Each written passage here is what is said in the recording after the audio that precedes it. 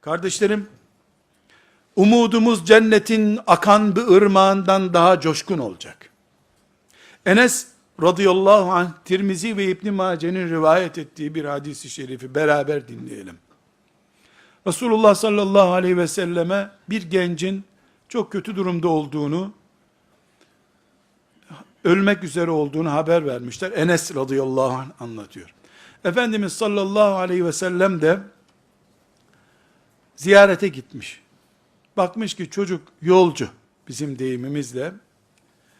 Dönmüş, yavrum demiş, neler hissediyorsun, ne durumdasın demiş. Demiş ki çocuk, son nefeslerinde, çocuk dediğimiz yani 15 ile 30 yaş arasında birisi. Demiş ki ya Resulallah,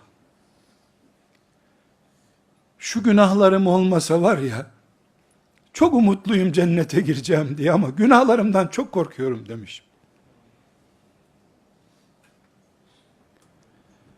Aktaracağımız bölüm burası değil.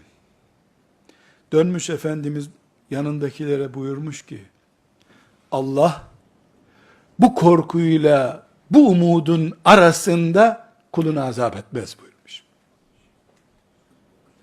Buyurun, sev, kork, umutla yaşa. Bunun parolanın özeti bu kardeşlerim. Allah'ı sev. Şeriatı asırlardır ihmal ediliyor. Göklerin taş gibi üzerimize atılma korkusunu hiç unutma.